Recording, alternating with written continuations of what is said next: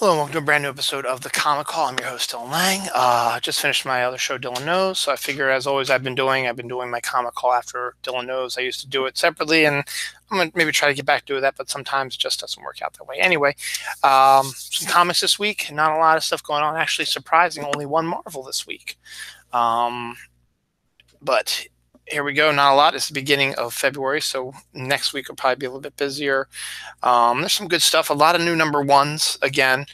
So if you're getting into comics again, now would be the best time for it because you get a bunch of number ones here, including Female Furies number one, the first of a 6-issue miniseries exploring the female Furies on Apocalypse. It's written by Cecil Castellucci with art by Adriana Mello. Kind of an old school sort of Kirby-esque type of look to it. And you get a more deeper examination of the female Furies and old school dark side. So if you wanted to know what was going on with female Furies, how they got created, stuff like that, this is the best place for it because it's a good starting point for those. It's only 6 issues, so check it out at your own risk. Wonder Comics is continuing to be really surprising how good they are. Young Justice number 2 is out this week. You can probably still find number 1 at your local comic book store. So if you go to your local comic book store and you see this and you want to get issue number 2, go ahead and get issue number 1 as well. They probably still have plenty in there. It's written by Brian Michael Bendis with art by Patrick Gleason and Emanuela Lupacchino. Ray McCarthy did the inks, as did Alejandro Sanchez. Alejandro Sanchez did colors. Yeah, it's a great series so far. I enjoyed this. I also enjoyed Naomi, which was the other Bendis one, and I'm looking forward to that one. But this one, Young Justice, was always one of my favorite series, and it's good to see it back here, and it's good to see some nice artwork on it as well. So excited for this one. First issue was interesting, so we'll continue with that one as well. But as I said, Naomi was really good too. Green Lantern number 4, continuing Grant Morrison's bizarre run on the series with art by Liam Sharp.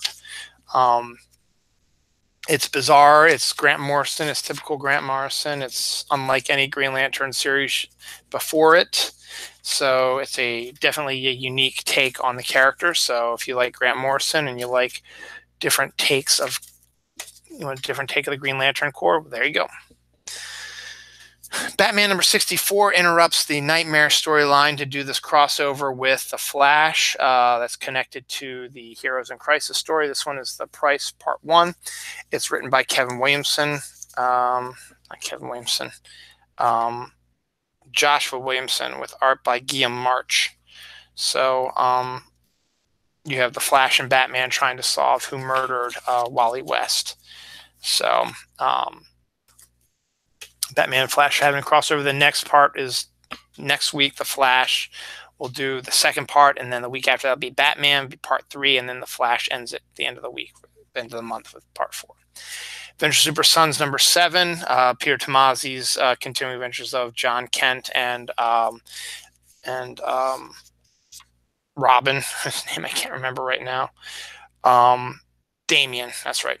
Carlo Barberi does artwork, and Matt Santorelli is the inker.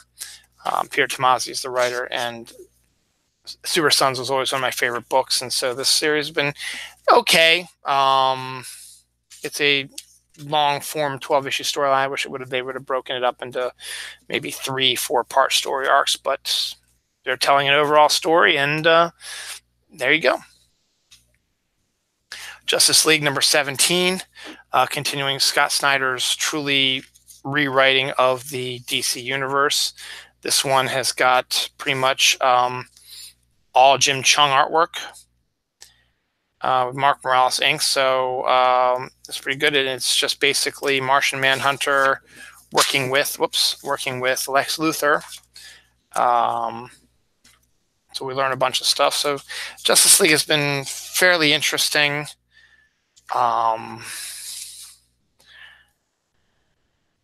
With what they are doing with their 2-year-long story arc, which is going to be absolutely insane. Finally, we have the final part of the Deathstroke Arkham storyline, written by Christopher Priest, with art by, Fernando Passarin and Carlo Paglione, with inks by Trevor Scott, Jordi Tarragona, and Jason Paz. So this might be my last issue of Deathstroke I might buy. We'll see.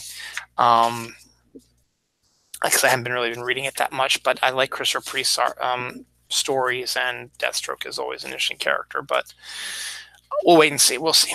That's it for DC. The only Marvel book I have this week is Daredevil #1 by Chip Zdarsky.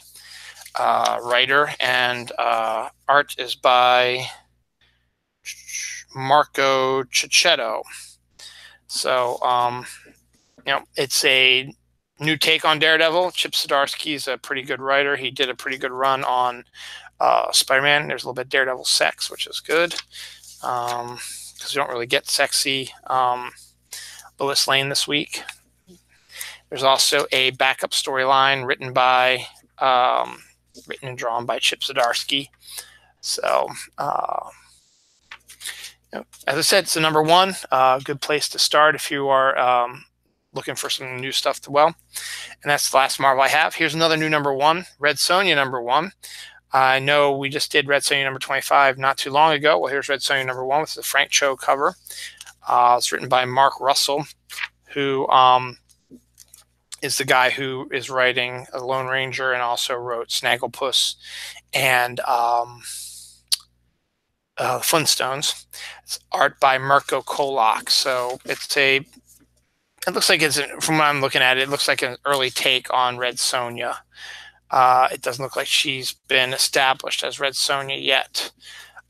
So we'll see. But beautiful Frank Cho cover.